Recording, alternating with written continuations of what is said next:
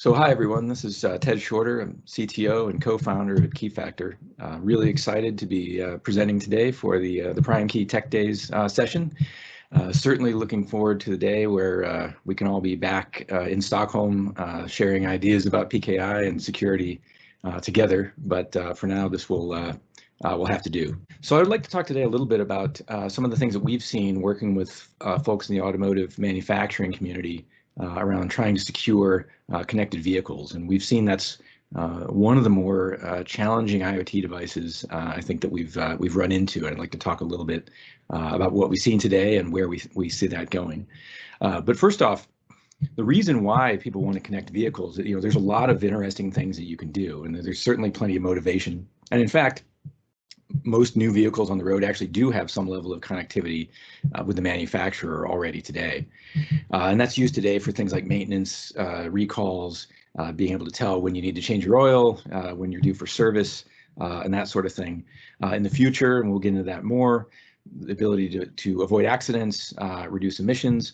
There's also some really interesting things going on in essentially turning the vehicle almost into an app store or the way that an iPhone might work, in that you can push down updates, you can push down new entertainment, infotainment pieces, new mapping, new apps, or even in this example, and this is not all that uncommon anymore, the ability, in this case, Tesla actually pushed down some updates during a hurricane to actually extend the battery life on the vehicles to make it easier for people to drive further before they could recharge, which is kind of a cool thing. Of course, even further looking down, everyone talks about automated vehicles, right? Self-driving cars and so forth. That will be a big advancement when it gets here. Plenty of work being done on that. Interestingly enough, there's been studies, if all you have is autonomous vehicles, which actually you don't need connectivity to the manufacturer to have an autonomous vehicle, although it certainly helps. Autonomous vehicles in and of themselves could actually lead to more congestion because you'll have empty cars returning from dropping your kids off at soccer practice or going to buy groceries. And so self-driving cars are cool, can avoid accidents, but will have some more congestion issues potentially. What's really exciting and where connectivity kind of goes to the nth degree is things like coordinated automation, right? So the idea of having things like, a peloton of tractor trailer trucks all traveling together, sharing wind resistance, and being extremely fuel efficient, driving closer together than you could ever do in any sort of human or sharing the road with humans scenario. Also things like traffic interchanges where there's no traffic lights and the ability for automobiles to coordinate themselves through intersections without having to stop. Every time a car stops, if you think about it, you're converting, for the most part, that kinetic energy into heat, which wastes fuel and is worse for the economy. So the more that you can keep from having cars slow down, not only do you get people where they're going faster, but you actually save fuel. But obviously with that level of coordination, security is extremely important. If you imagine that peloton of trucks driving into buildings or things like that, they can essentially become weapons. And so making sure that these things are extremely secure is absolutely critical. So that's the future of where all this is really trying to go. But obviously as a piece of security, you look at what we've done so far from a security perspective, it's not very good. And this is just a smattering of headlines that I pulled together, but really pretty much every initial version from almost every manufacturer has had some level of security issues.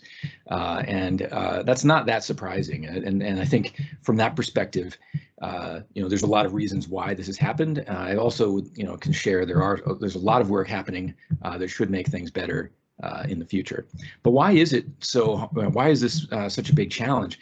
The real answer is that securing vehicles is really hard. It's actually probably more difficult to secure an automobile, a connected automobile, than almost any other IoT device. And I'd like to share some reasons why that is from what we've seen, and just why it's such a difficult problem. So first off, obviously they're attractive targets that everyone, the idea of hacking automobiles, connected cars, things like that are things that hackers do find very interesting. With any IoT device, there's a lot of design limitations. hardware restraints, so forth. And we'll get into this more, the complex supply chains that involve going into a vehicle. The number of vendors involved in getting a vehicle on the road is kind of staggering, actually, to me.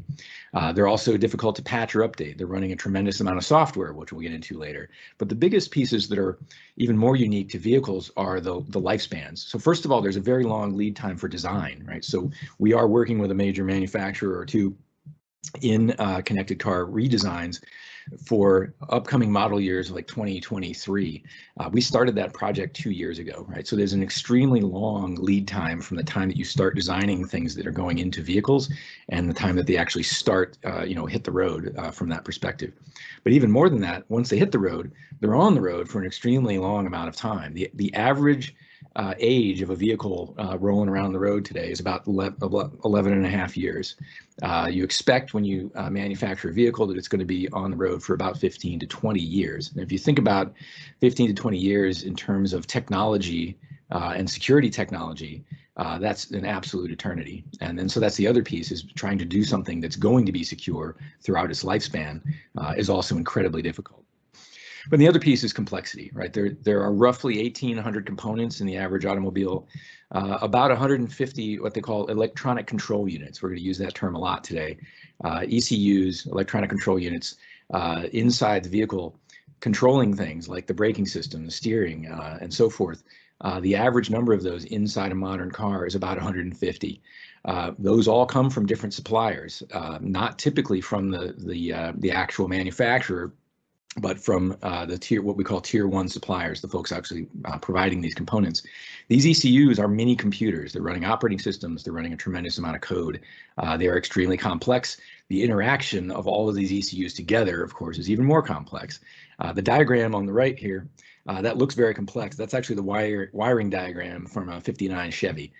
So that's actually about as simple as you're ever going to get. But just as an example, that was the starting point eons ago. It is light years beyond that at this point. The other thing that I think would really surprise a lot of people is just the amount of code that's actually sitting inside of a modern car, and it's because of all those ECUs running all of those systems. Modern high-end car has more lines of code than Facebook, more lines of code than Windows, more lines of code than Google Chrome, more lines of code than airplanes, either fighter jets or passenger planes, by a wide margin. And that, I think, stuns a lot of people initially, but when you start looking under the hood, literally, at the number of components that are actually running code inside a car and need to interact with each other and trust each other, it's a really difficult problem. And then on top of that, there are actually places where there are standards, old standards, that are actually mandated that sort of force openness and actually restrain a little bit of the things that you might do in other devices to help secure them. So one of the bigger ones is the CAN bus. That's essentially the system that connects all these ECUs as they talk to each other. Designed in 1983.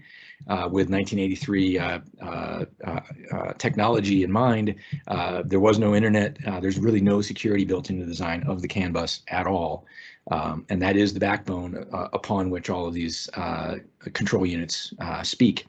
Then a few years, I guess a decade later, is the OBD2 port. Many of you may have seen that. It's the little plug underneath usually underneath the steering wheel, underneath the dash. Became mandatory in cars in 1996. It's a diagnostic system that also was kind of a gateway typically into the CAN bus. So you can talk to ECUs and so forth using that port, and essentially gives, by law, universal access to the data. You're actually not allowed to encrypt or encode the data in there, and that's so that other people can service the vehicle. That openness itself is also mandated, which is part of the challenge as well. And going along with that is something called right to repair, which is also law in many states in the US, where dealers certainly need to be able to repair cars. Third-party mechanics need to repair, owners themselves need to repair. And just the mindset, the car culture, at least in the US, is very much, it's my car, I can do what I want with it. I can soup it up, I can swap out components. There's an enormous multi-billion-dollar aftermarket automotive upgrade and parts business that all hinges on all of these pieces. So all of this openness is mandated. The idea of I can soup my car up if I want to. People don't say those sorts of things with other sorts of IoT devices, right? Even ones that, you know, it's my insulin pump, right? It's my pacemaker. I have the right to soup up my pacemaker. Nobody says that. And so this sort of mandated openness, this sort of almost by law allowing tinkering is something that is also a challenge when you're trying to secure all of these components with a security mindset. By the way, don't ever do what this person in the picture is doing. He's underneath the vehicle with a tiny little scissor jack with no other supports. If that slips, he's probably dead meat. So you could argue that some people maybe shouldn't be doing work on their own cars, but nevertheless, that is actually the law in many places. So where does that leave us? We've got a very complex system. It's a very hard challenge, but a lot of the general principles, right? If you start with the idea, which I think is a pretty good analogy, that vehicles have become their own IT data centers rolling down the road. They've got multiple computers, multiple systems. They're all communicating with each other, serving a greater purpose. A lot of the principles that we've learned and used in IT security and other scenarios do still apply. Things like defense in depth, things like fail safely and securely, least privilege, separation of duties and systems. These are things that weren't done in the earlier versions of some of these vehicles, but are absolutely being looked at now. And so what we're seeing is for the next V2, V3, V4 of vehicles from those early days of these very well publicized hacks are things like segmentation, splitting out networks, firewalls, over-the-air updates, actually TCP/IP in addition to, and in some cases instead of the CAN bus is actually being proposed. Encryption, where you can get away with it by law, but then also things like signatures, signing, authentication, and of course to the tech days audience, the things we know and love: digital certificates, PKI, certificate and key management, and hardware crypto storage like TPMs, secure elements, and those sorts of things. All of those technologies and many more that are originally applied in the enterprise are getting looked at and being rolled into vehicles and vehicle designs as we move forward, which certainly should help. And so I'll spend a little bit on the PKI piece, because I think obviously with tech days, that's the core of the audience, and something that of course Keyfactor is also extremely interested in. There's a number of places where certificates are and will be used in the future. So the first one obviously is the vehicle to manufacturer side, and that is something where basically a key or certificate on the vehicle is being used to authenticate that vehicle into the back-end infrastructure for the manufacturer and provide that information about vehicle maintenance and that sort of thing. That serves a couple purposes. That allows you authenticate the vehicle. The other piece is it prevents someone masquerading as a vehicle from being able to use that as an attack vector into the back-end network in the corporate environment. And obviously, that's a critically important piece. The other piece that's equally important in many cases is the manufacturer to vehicle side, and this is one that's being more newly adopted, but things like firmware updates, adding content, making sure that the things that are being pushed down to the vehicle, the commands, instructions, new code, etc., are authentic, is critically important. That's something that was not happening in some of the earlier versions. And that use of certificates to do that is becoming a bit of a standard in a lot of areas. And Gartner, you can see in the quote on the right side, agrees that there are a lot of places where certificates are certainly not the only way to secure IoT devices, but if you think about what has to happen to authenticate IoT devices to each other and to their manufacturers, one way or another, you have to bind an identity to a cryptographic key, and at its core, that's really what a certificate does: is glue those two things together. There's also, I'll go into this in just a minute, things like V2X, where there's actually vehicle to vehicles sharing information about their telemetry, where they're going, what's happening, to try to actually do some early detection of crashes and vehicle avoidance and those sorts of things to improve driver information and safety. And the other thing that's also being looked at very closely is the authenticity and integrity of the communications between the ECUs on that CAN bus, and being able to make sure that when something on that bus is saying, I'm the braking system, I need to do something, that it really is the braking system and not something else. If you go back to one of the more widely publicized vehicle hacks was the Jeep hack, and not singling out Jeep or Chrysler in this case, because again, almost all the manufacturers had some sort of missteps in this area. But if you look at some of the major pieces that happened as a part of that hack, one was once they were able to get messages onto that CAN bus, they could pretend to be an ECU and actually start sending things and confusing the system, leading to other issues. The other thing they were able to do was actually talk to ECUs in some cases and actually say, hey, here's some new firmware for you to run and install. And in this case, the ECU just said, okay, and installed it. And of course, that's the sort of thing, those two things would have greatly reduced the impact of the attacks that were done. Obviously, security is an incredibly complex process and system. It's not a be-all, end-all that if you install all these things, that vehicles will be completely safe. But it's certainly a very big step in the right direction. And a little bit on V2X. It's really interesting technology. It actually is already in a handful of vehicle models today in certain aspects. Initial pilots started in about 2012, but essentially is the ability for vehicles to talk to each other dynamically, sharing information about where they are, how fast they're going, what the driver might be doing or not doing, turning, braking, accelerating, and actually communicating with each other about position and so forth. To try to provide some information that might actually lead to avoiding crashes and so forth. The other piece is vehicle to infrastructure, being able to know that a traffic light is about to turn or a railroad crossing is about to go down because a train is coming. All of those things are a part of that technology and that protocol. That entire protocol, the backbone of security for that is digital certificates. And there's a handful of X509 certificates, as well as a more compact flavor of certificates known as ECQV. That's a piece of that. But again, it's digital certificates providing that level of authenticity so that someone can't participate as a hostile outsider in that system and confuse things and maybe even cause crashes. So that's stuff that's going on even right now from a PKI perspective with vehicles. But there are definitely still things that need to be looked at and addressed. And I mentioned the long vehicle lifespan. I think that's something that's critically important to look at. Nothing in security is static. The algorithms that we're using today will not be secure in the future. And we know this because the algorithms that we were using 5 or 10 years ago are not secure today. And so that means that you have to design in updatability into your systems. And that's not just for the end entity, the actual vehicle certificates and keys, but also the roots of trust. The entire trust backbone may need to be swapped out because the algorithms that we're using today for our PKI roots and so forth are not going to be secure by the time the vehicles that roll off the line today are reaching their end of life. So that sort of need to design in that long-term updatability, and to do that without having to have a vehicle recall or visit a dealership is an important piece. So some other challenges are worth mentioning just from things that we've seen in the industry.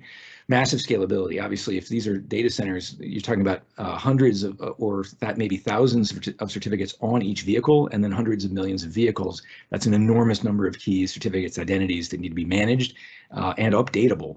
So there's a massive scalability piece. You need to make sure that solutions can handle that level of scale. The other piece is these things are constrained. So we're not going to get away with just digital certificates and asymmetric crypto. There are certainly things either for legacy reasons or just because there's something that's just so restrained that asymmetric crypto just won't work. So the strategies that you have to include both asymmetric certificate and symmetric crypto key capabilities as well. You also have to design for sporadic connectivity. You have to know that vehicles may go in and out of tunnels. You may not be able to reach them at any point that you want. You also have to know that vehicles might be turned off for months at a time, either because no one's going anywhere with COVID, or maybe your Corvette is sitting in the garage for 3 months during the winter. And then the other piece is, which is kind of interesting, is the supply chain key sharing. So all these tier 1 suppliers have keys from these manufacturers that they need to secure. And so, a given manufacturer has multiple different sets of keys that they need to keep separate, control access to, which is a big challenge. There's a lot of bookkeeping and a lot of security challenges just related to keeping all those separate sets of keys separate and controlled and accessible by only the right people.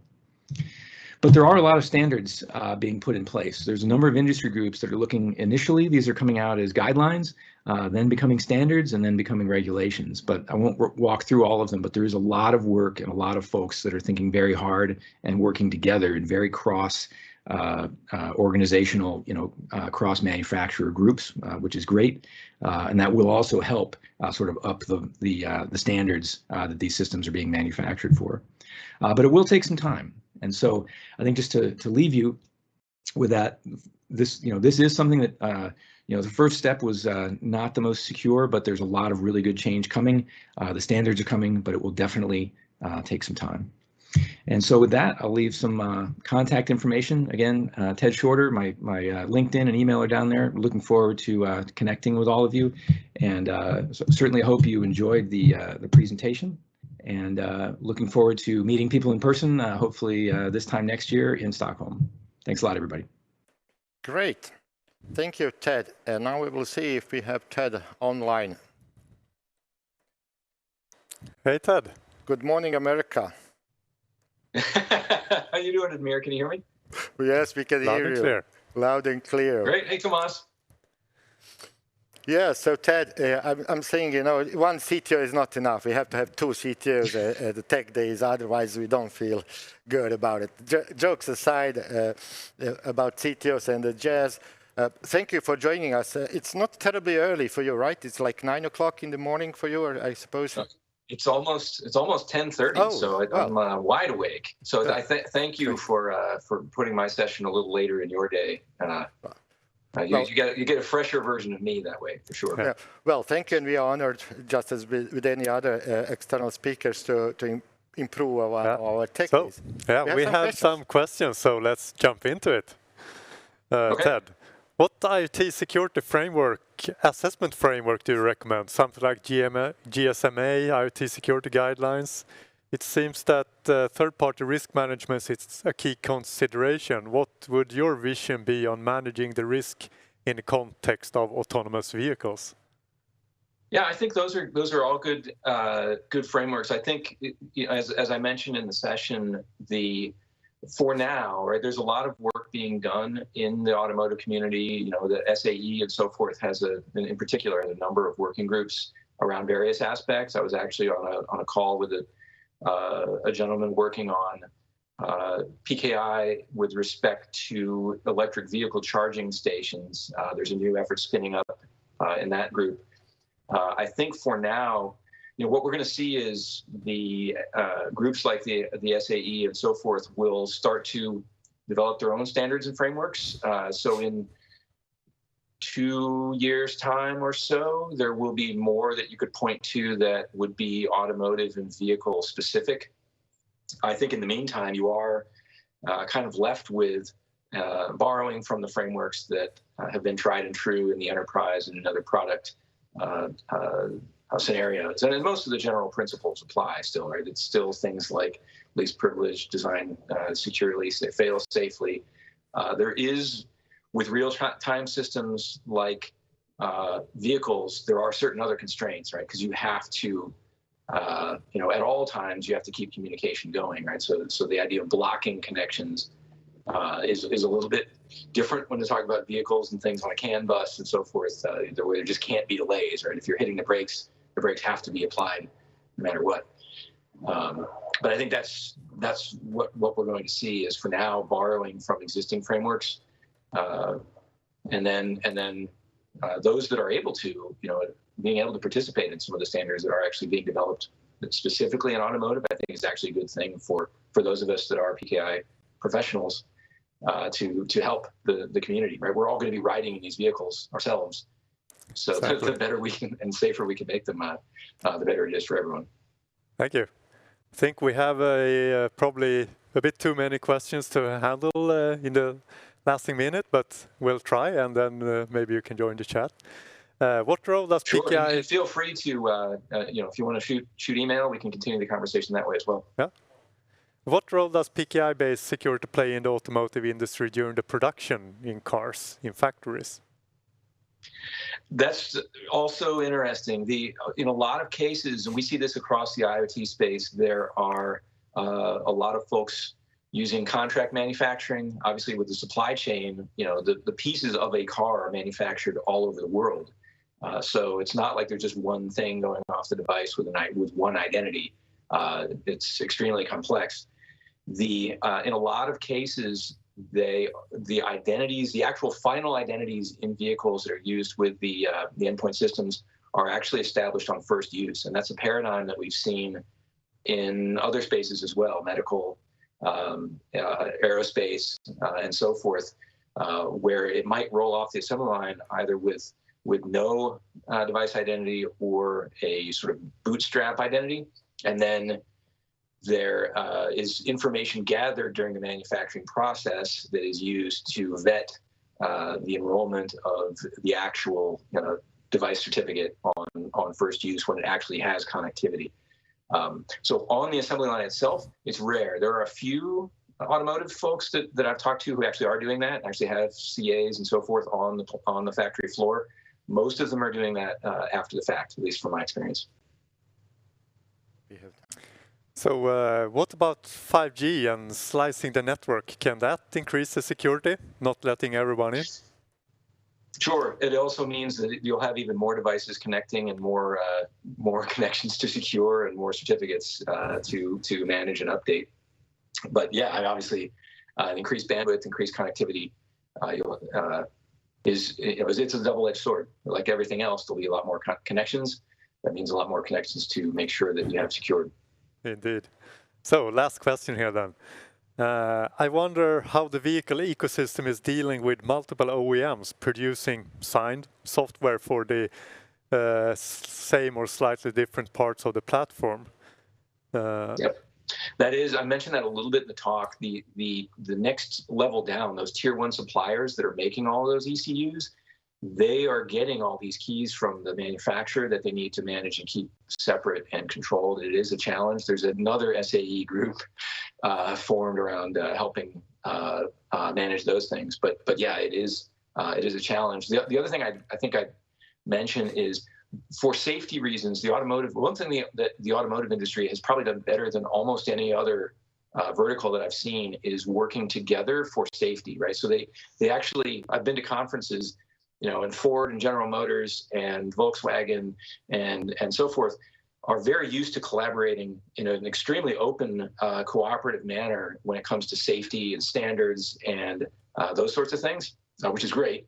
And they just know, how, we compete on, headroom and horsepower and fuel economy and things like that.